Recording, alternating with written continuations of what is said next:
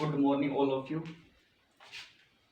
यानी कि हम अपना चैप्टर चल रहा था हिमालय पर्वत की उत्पत्ति से संबंधित। तो हिमालय पर्वत की उत्पत्ति से संबंधित 11वें चैप्टर में पढ़ाया था, यानी 11वें पार्ट में बताया था कि हिमालय पर्वत की उत्पत्ति के संबंध में प्लेट टेक्टोनिक थ्योरी यानी कि प्लेट विवर्तन की सिद्धांत।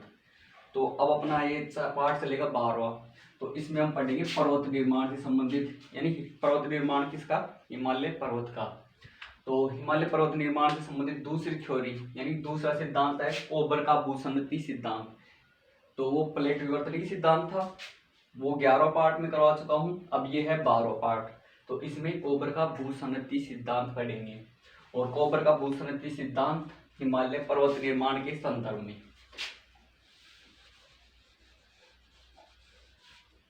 तो पहले देख लेते हैं कोबर महोदय के बारे में कि कौन है। पहले इसका इंट्रोडक्शन। ये जो कोबर महोदय ना, ये जर्मनी का भूगर्भ शास्त्री था। कहाँ का? जर्मनी का भूगर्भ शास्त्री।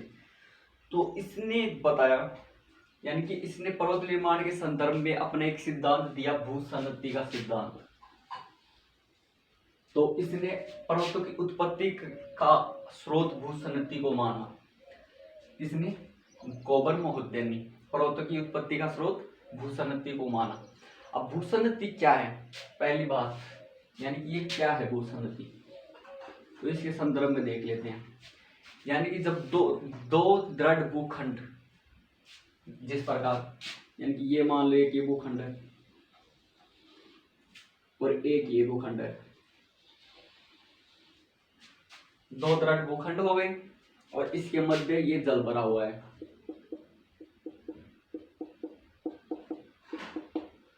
तो ये भूसन्नति किसको बोलता है? यानी दो दृढ़ भूखंडों के मध्य स्थित सकड़ी खाड़ी या सकड़ा समुद्री क्षेत्र भूसन्नति बताता है। जैसे मान लो ये है एशिया और ये मान लो आप अफ्रीका।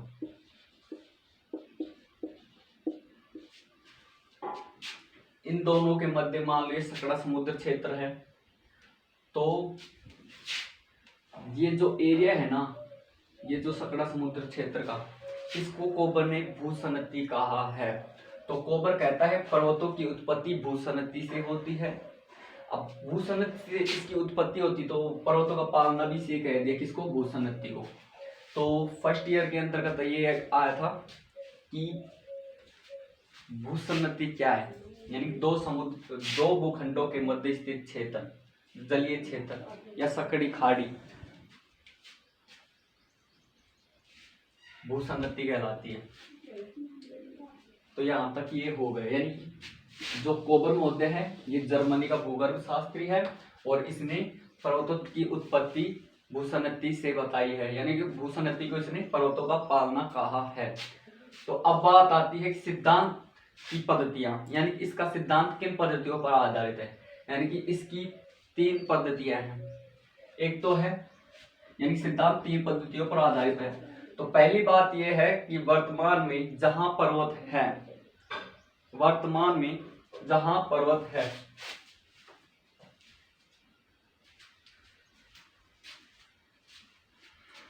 तो इसका सिद्धांत के बारे में बात कर रहे थे कि वर्तमान में जहां पर्वत है वहां पहले भूसन्नतियां को बताया।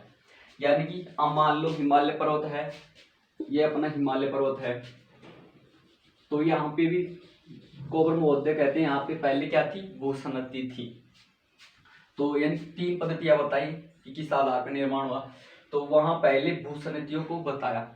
भूसन्नति के किनारे पर दृढ़ भूखंड था, यानी कि मान लो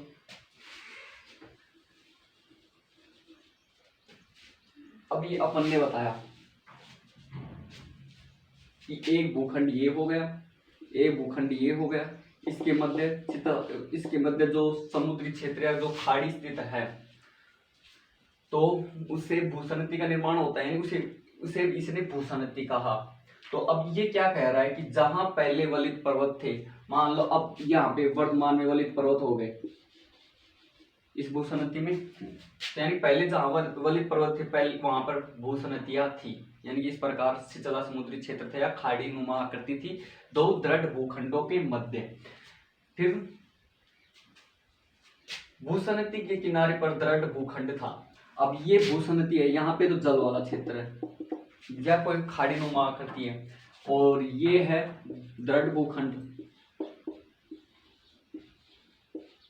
यानी कि आप इसे महाद्वीप भी मान सकते हैं, जैसे कि एशिया हो गया या अफ्रीका, एशिया या यूरोप, इस प्रकार किसी भी को मान सकते हैं। तो इन दोनों के मध्य है समुद्री खाड़ी। तो इसने तो कोबर मोहल्ले ने भूसनती कहा। तो अब इस भूसनती को ऐसे मान लेते हैं जैसे कि ये दृढ़ भूखंड आ गया, यानी इस तरफ ये दृढ़ भूखंड है, ये खाड़ी, ये जलीय क्षेत्र है, ये दृढ़ भूखंड है, ये इतना इतना, और ये जलीय क्षेत्र है। तो कोबर मोहल्ला कहता है कि भूसनती के किनारे पर जो दृढ़ भूखंड था उसे कोबर मोहल्ला ने क्रेटोजोन कहा। यानी ये जो दृढ़ भूखंड है, ये यहाँ पर ये जो इतनी आकृति है ना इसकी, ये अब दृढ़ भूखंड हो गए, यानी कि यहाँ पे तो जल है, तो इसके जो किनारे किनारे पे भूखंड है वो दृढ़ है, यानी कि चट्टानों से निर्मित है। तो उसे कोबर मोहल्ले ने क्रेटोजोन नाम दिया। फिर उसके बाद में दूसरी पद्धति क्या बताएं, यानी इस भूसनती में नदियों द्वारा बहाकर लाए गए लंबे समय के अवसादों से भूसनती में दबाव उत्पन्न हुआ और दशा हुआ। जैसे कि अब मान लो यहाँ पे ये भूखंड है दृढ़ और ये भूखंड है, यहाँ से नदियां प्रवाहित हो रही, इस चित्र में समझो ये बात। तो यहाँ पे ये दृढ़ भूखंड, ये दृढ़ भूखंड और ये समुद्री खाड़ी, यहाँ पे जल बहा के लाए, नदियां जल बहा के लाएंगी, जल बहा के लाएंगे तो अपने साथ कुछ गाद और अवसाद लाएंगे, यानी कि नदियों के द्वारा क्या लाया जाता है, अवसाद। तो इन अवसादों को क्या करेंगी, इन अवसादों का इस भूसनती में निक्षेपण करेंगे, यानी कि इसको जमाएंगे यहाँ पे। तो ये निक्षेपण करेंगे तो इस प्रकार हो जाएगा। तो ये जम गया। ये कह रहा है कि ये जो इस भूसनती में नदियों द्वारा बहा कर लाए गए लंबे समय के अवसादों से भूसनती में दबाव उत्पन्न हुआ और दसाव हुआ, यानी यहाँ पे अवसाद जम गई, अब इसमें दबाव उत्पन्न होगा और दसाव हो जाएगा, यानी नीचे की तरफ, यानी जिस प्रकार अपन स्प्रिंग को दबाते हैं तो नीचे की तरफ धस जाती है, उसी प्रकार इसमें दबाव उत्पन्न हुआ। फिर उसके बाद में बात की जाए, यानी भूसनती में नीचे की तरफ दसाव से प्राचीन दृढ़ भूखंड में दसाव उत्पन्न हुआ। जैसे कि यहाँ तक कह दिया कि पहले नदियां बही, यानी पहली अवस्था में तो नदियां प्रवाहित होंगी, नदियां प्रवाहित होकर इस भूसनती को भरेंगे, यानी भरना प्रारंभ करेंगी। फिर उसके बाद में दूसरी अवस्था देखते हैं, तो इसमें इस भूसनती को भर दिया।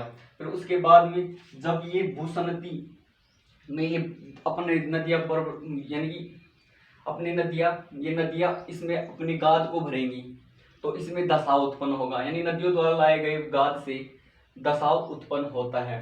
तो ये यही बात कर रहा है कि भूसनती में नीचे की तरफ दसाव से प्राचीन दृढ़ भूखंड में दसाव उत्पन्न हुआ, यानी कि ये यहाँ पे थी तो इसमें ये नीचे दसाव हुआ भूसनती में, किसका, मलबा का। तो ये दसाव होने के कारण ये इस प्रकार हो गई, यानी कि ये जो दृढ़ भूखंड है जिसे हम क्रेटोजोन कह रहे हैं, तो ये नीचे की तरफ धंसने लग गई, ये इस प्रकार। तो ये जो शेप्स है ये इसमें समझ सकते हैं, यानी कि यहाँ तक इस प्रकार आ गई, तो ये नीचे की तरफ दसाव उत्पन्न होने लगा, यानी क्रेटोजोन में, या फिर हम दृढ़ भूखंड कह सकते हैं, ये नीचे की तरफ धंसने लगे।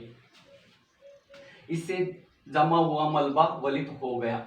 अब ये जो मलबा इसमें जमा था, यानी मलबा तो यहाँ पे जम गया, लेकिन नदियां अपने मार्ग में थोड़ी ना परिवर्तन करेगी, वो तो लाती हैं यहाँ पे खगाद जमाती है और इस भूसनती में दसाव कर देती है। तो ये दसाव होने के कारण इसमें मलबा जमाती है, और मलबा जमने के कारण आंतरिक हलचलों से यहाँ पे ये मलबा वलित हो जाता है। क्या हो जाता है, वलित, यानी मुड़ जाता है, यानी ऐसे घुमावदार हो जाता है,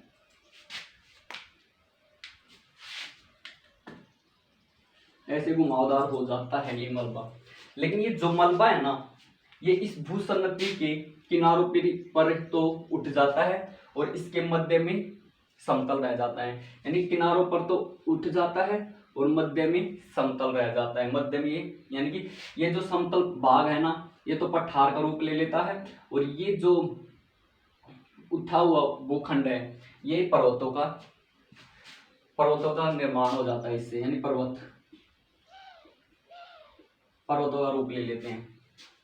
फिर से देखो, यानी कोबर महोदय कहना ये चाह रहा है कि वो जो भूसन्नति नाम दिया था ना उसने, तो उस भूसन्नति में पहले तो नदियों द्वारा लाकर बहाया गया अवसाद जमा होगा, प्रारंभ होगा, फिर जम जाएगा, फिर उसके बाद में नदियां अपने नित्यवाही रूप से अवसाद को जमाती रहेंगी। अवसाद को जमाने के बाद में इसमें आंतरिक हलचलें हुई धरातल में, तो आंतरिक हलचलों के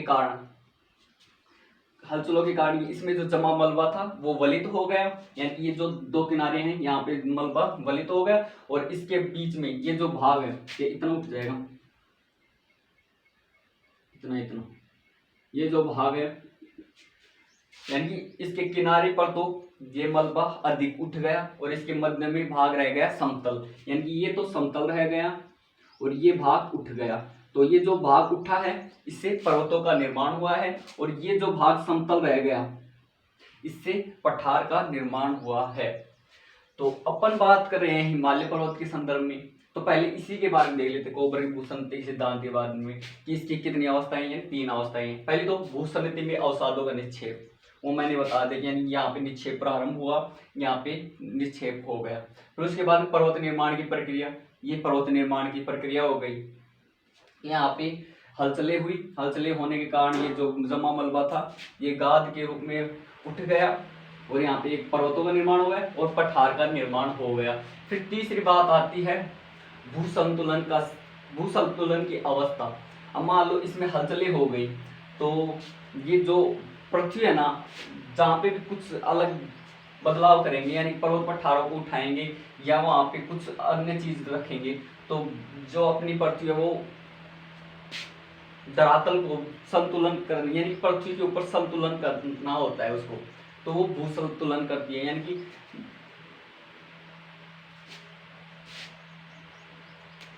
अपने आप में संतुलन कर लेना पृथ्वी के द्वारा। तो यानी पर्वतों का निर्माण हो गया और पठार का निर्माण हो गया। तो अपने को पढ़ना यही है, यानी मोस्ट बात इसमें यही थी कि पर्वतों का निर्माण किस प्रकार हुआ और पठार का निर्माण किस प्रकार हुआ। तो जो ये कोबर का जो भूसन्नति सिद्धांत है ना, ये हिमालय पर्वत के संदर्भ में सबसे अच्छी व्याख्या करता है। किस प्रकार करता है? कोबर कहते हैं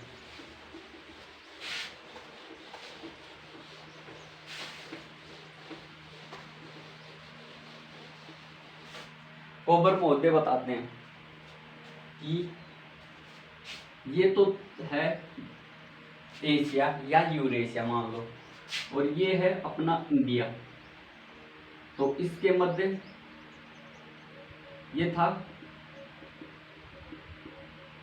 क्या, भूसन्नति थी इसके मध्य।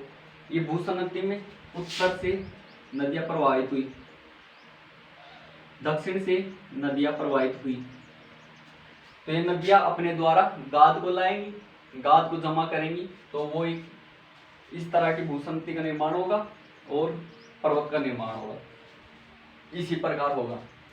तो किस प्रकार हुआ, जैसे मान लो ये यहाँ पे टच होंगे, तो पहले तो हिमालय पर्वत का निर्माण हुआ, यानी हम कह रहे थे कि इसके किनारों पर, यानी यहाँ पर और यहाँ पर पर्वतनुमा आकृति का निर्माण होगा, और इसके मध्य में जो भाग रह जाएगा ये भाग ये पठारनुमा आकृति का निर्माण कर देगा। फिर से समझो इसको,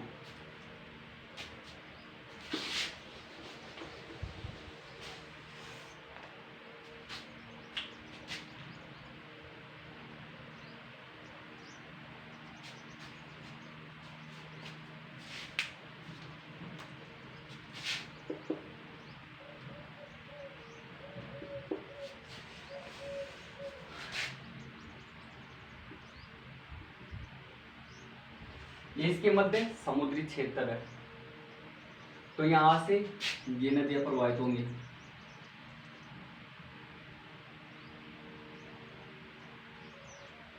तो कोबर महोदय कहता है कि जो भूसन्नति है उसके किनारों पे वलित पर्वतों का निर्माण होता है, यानी कि यहाँ पे हम पर्वतों का निर्माण कर देते हैं, यहाँ पे हो गया, यहाँ पे हो गया, यहाँ पे हो गई, और यहाँ पे कर देते हैं, यानी कि यहाँ पे हो गई।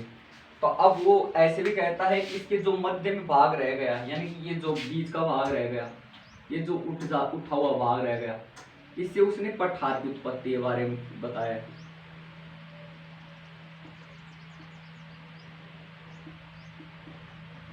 और ये पर्वत, और ये भी पर्वत। ये स्थिति गाद जमने के बाद में होती है। उससे पहले तो ये भूसंधित थी, यानी कि एक समुद्री क्षेत्र था, सकड़ा समुद्री क्षेत्र था। तो कोबर महोदय हिमालय के संदर्भ में सबसे बेस्ट व्याख्या करता है। किस प्रकार, तो आप बता देते हैं कि जो हिमालय पर्वत है अपने, एक तो हिमालय पर्वत है, हिमालय पर्वत के उत्तर में है वो तिब्बत का पठार,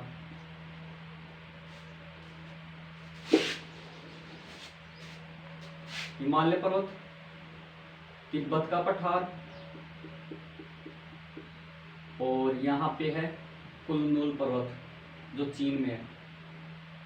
तो यानी कि हिमालय पर्वत, तिब्बत का पठार और कुनलुन पर्वत। तो इस तिब्बत के पठार को इस प्रकार दर्शा देते हैं, क्योंकि अटैचमेंट में रहेगा।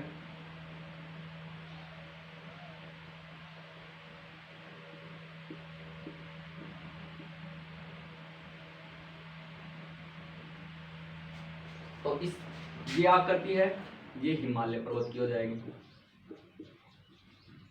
फिर इसके उत्तर में है तिब्बत का पठार, इसके उत्तर में है कुनलुन पर्वत।